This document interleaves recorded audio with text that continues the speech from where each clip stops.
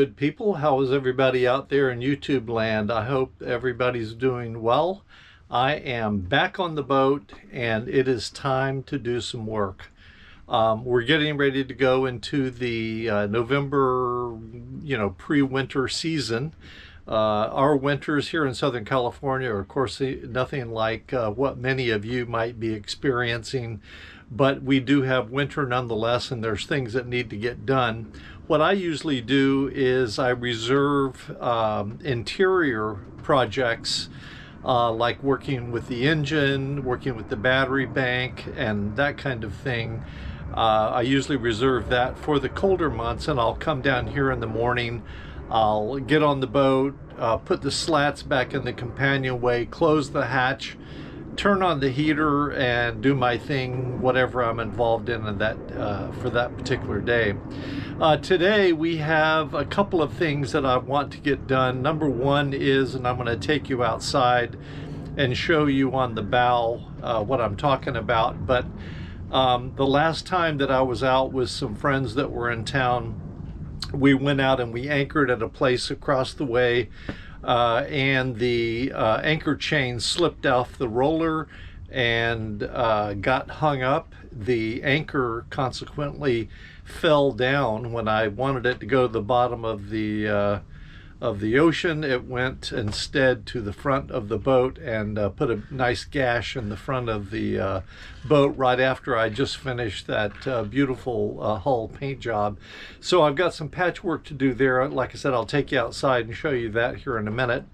The other thing that we're going to do today is to flush the motor out. I have had two experiences now where the motor has overheated because something broke loose inside this old motor, and it blocked a passageway or passageways for the cooling water to flow. The engine temperature went up to an unacceptable level, and I had to get back into the slip pretty quickly so that I didn't cause any engine damage. And when I go to do work on the boat, whether it be the motor or anything else, I typically will look at professional comments from people that really know what they're doing. I take that information and I kind of digest it, and then I come up with my own plan, which incorporates oftentimes what they have suggested. And then I also will do my own thing to a certain extent. Whether that be good or bad, I don't know, but it seems to have worked out so far. So here is the stuff that I'm going to be using for the flush out. So most sailboats today have diesel motors in them, and the way that those are cooled is that you have antifreeze that goes through the motor, stays in the motor, and helps to cool the motor, just like works in your car. In addition to the oil, which also helps to cool the motor and lubricate the moving parts, in addition to the antifreeze, the oil, it has a heat exchanger mounted on the side of the motor, and salt water runs through that to cool down the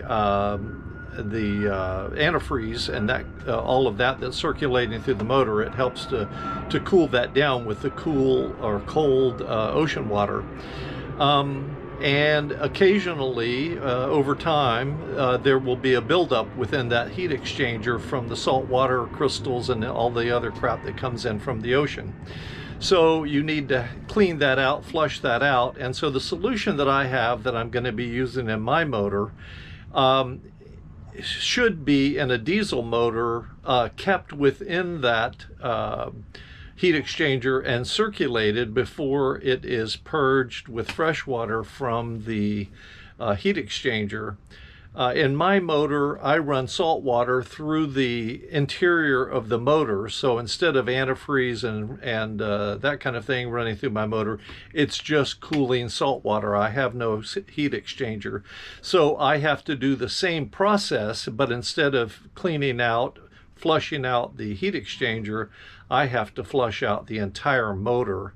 So rather than leave the solution in the heat exchanger as you would in a diesel, I will leave the solution inside the engine itself overnight, because otherwise it would just flush out the back of the boat. So I'm going to leave it in overnight and then come down in the morning and flush it out with fresh water. So I'm ready to go ahead and lay up a piece of fiberglass on that chip. And I wanted to point out that I use, when I can and when it's appropriate, I use a fiberglass tape is what it's called. It has a solid sealed edge on both edges. This is a 4-inch or a 3-inch or a 4-inch. And so by having the edges sealed, they don't fray, like you can see the left side of this piece that I'm going to be using does. So I can lay this up right against that seam out on the bow and not have to worry about pieces of fiberglass spreading all over the place and making a big mess that I have to go back and clean up later. So that's the piece of fiberglass that we're going to use. So here is the, I just took a cup and cut it down. And to mix the epoxy, it is 1 squirt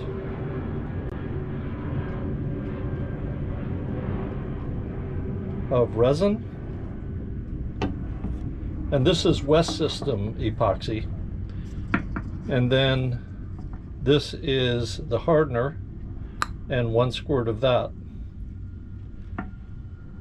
And then you mix it all together and you're ready to fiberglass the material.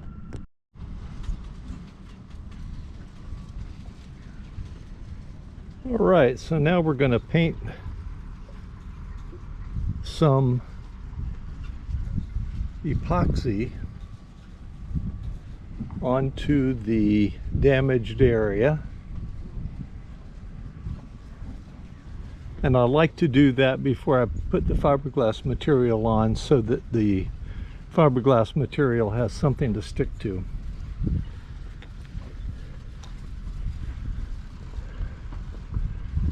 Then I take the material and apply it to the wound.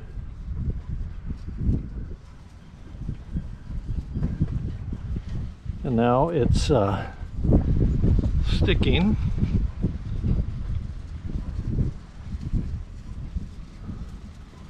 And you can see how the material starts to fray.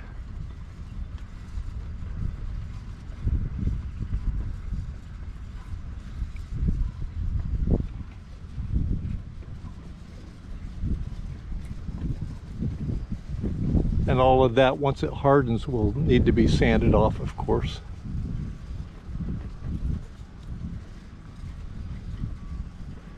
And then I'll put some filler on top of the glass, sand it down, prime it, and paint it. So the supplies that I will need for the bow repair to fill in those chips and stuff. This is the filler. It's a Total Boat, hardener, and resin. I'll need to clean the areas that I've sanded with acetone and wipe it down real good. We'll also need a pallet to mix the filler on, and a stick to stir it and mix it together. It's a 50-50 mixture. And then there is the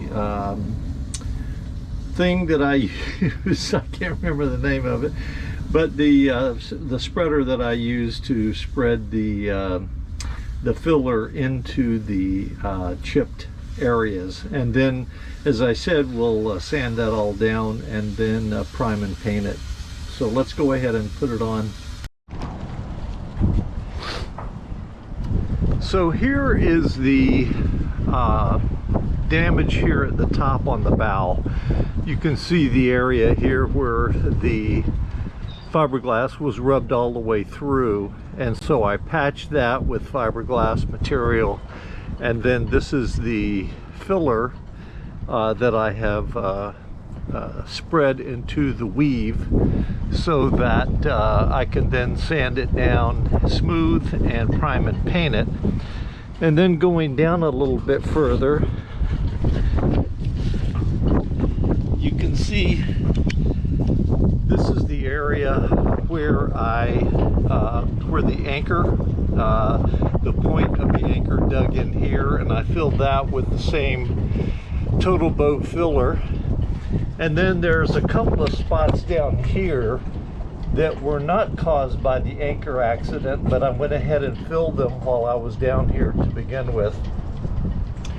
And then I have sanded from about right here all the way up to the top of the hull, and that's already sanded down. And so once I've sanded this down, I'll prime it, put 2 coats of primer, and then 2 coats of finishing gloss paint, and this part of the project will be finito. And this is the anchor itself. You're probably familiar with this type of anchor, but you can see the points on the end of the anchor here, and you can imagine that when this thing jumped out of the roller, like something like that, it did not allow it to drop into the water, and it just banged up against the front of the boat. But now I've got this bail on here, and so it cannot do that anymore. So we should be in good shape. Okay, so while the epoxy is drying on the patch on the bow, it's time to get ready to flush out the motor with the solution. And what I do is, as you can see down here, this is the raw water intake, the seacock that is currently open. I'll close that after I run the motor. I'll close that off. And this is the seawater strainer that strains any gunk that happens to come through from the ocean into the motor. This separates it here and prevents it from going into the motor. So the cooling water comes up here, goes through the raw water strainer, goes through this small hose here, and then it connects to the water pump that is down there. So what I do is I disconnect the raw water strainer, and I disconnect this hose from the pipe here that screws down into the water pump. So I pull this off and then put a separate hose on there that will route the cleaning solution into the motor. And then of course I start the motor, let that run into the motor, shut the motor down, and then tomorrow we'll come back down here and flush all of that out after it's had a chance to sit overnight and eat away, hopefully, the gunk and saltwater buildup that has occurred inside the motor. So next thing to do is start the motor.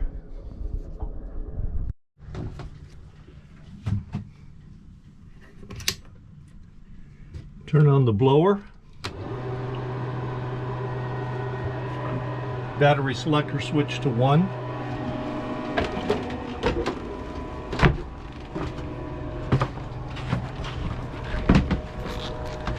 Full choke.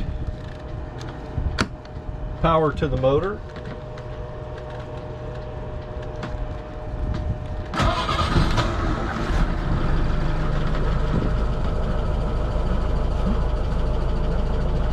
And we're going to let it warm up.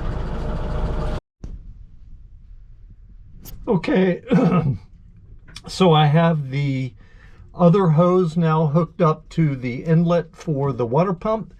The hose that was originally on there, this one, is disconnected, and the seacock has been turned off. So no water can come in from the outside. It's all going to come through that hose and from this hose, which is going to be in that bucket of water. Ready? Okay, I restarted the motor. It's now, the water pump is sucking the water, the fresh water, out of this bucket, going through this hose and going into the water pump. So as soon as this bucket of fresh water is empty or close to empty, then I'll pour the solution in, let it empty this bucket, and shut the motor down, let it sit overnight. And you can see that the water level in this bucket is slowly going down.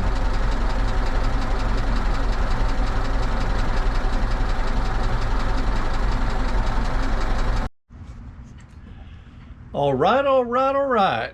How's everybody today? This is day 2 of the flush project. And so right now what we have is the bucket is filled with fresh water. The flushing solution has been sitting in the engine overnight, and we're going to see what the exhaust looks like as I start the motor here. So stand by, here we go.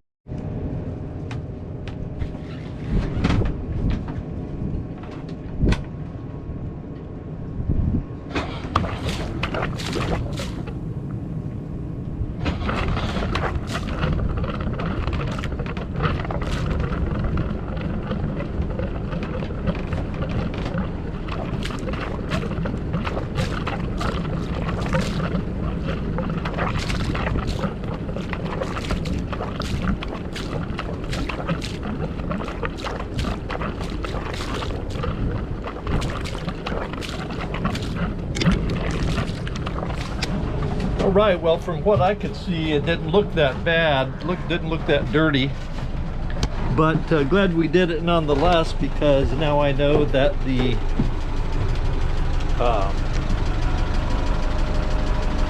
engine is flushed out as good as it can be for now, and hopefully we won't have any more overheating issues if we continue to do this on a periodic basis. I'm thinking maybe once every 120 days. We were thinking 90 days, but I think I'm going to go to 120.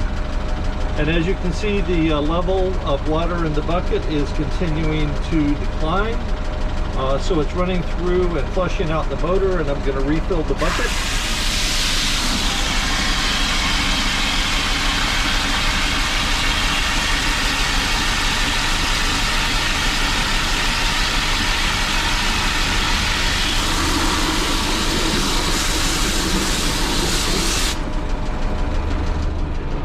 All right, project complete. We'll move on now to the bow.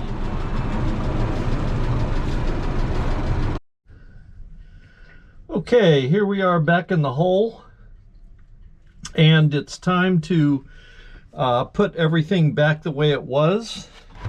So the first thing we need to do, if I can find room, is to take the service hose, we'll call it, off of the pipe.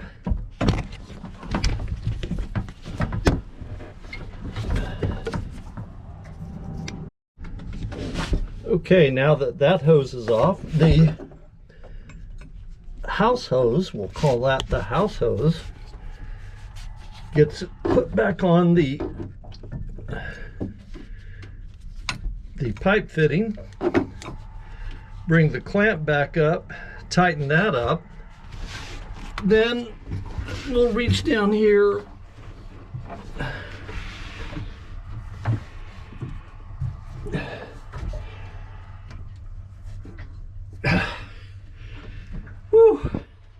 and turn on the seacock so that ocean water can now flow into the engine again and get it all messy and clogged up with ocean crap. So that's pretty much the end of the project. I just need to tighten that clamp up, mount the seawater strainer back onto the bulkhead here, and then that'll be it for another 4 months. All right. Well, that completes that project with the flushing out the motor. I hooked up the primary hose and started the motor again. Everything looks like it should. It's spitting and choking out the back like it should. No leaks, no runs, no hits, no errors. So I feel like we're in pretty good shape for another few months now, at least as far as that's concerned. I've got 90 hours on the motor since I last did the extensive work to the motor, replacing all the electrical components, including the alternator, by the way. I also pulled the intake manifold and rebuilt the fuel pump, the carburetor, and it's I had it in my mind I was going to do that every 100 hours. So we'll see. Right now, like I said, it has 90, so I may not wait till 100. I'm getting ready to, I'm at least considering hauling out again to do a bottom paint. And I'm going to have to go down to San Diego Bay, about 10, 12, 15 miles from here, to have that done. Anyway, I'd like to have the motor in tip-top shape before I do that. So that may be the next project, that may be the next video. Regarding this video, if any of you have any comments, input, differences of opinion, I always like to see and hear constructive criticism. So if you have any of that, feel free to put that in the comments below. Otherwise, we will see you the next video. I appreciate you watching. I appreciate you subscribing, and we will talk to you soon. Bye-bye.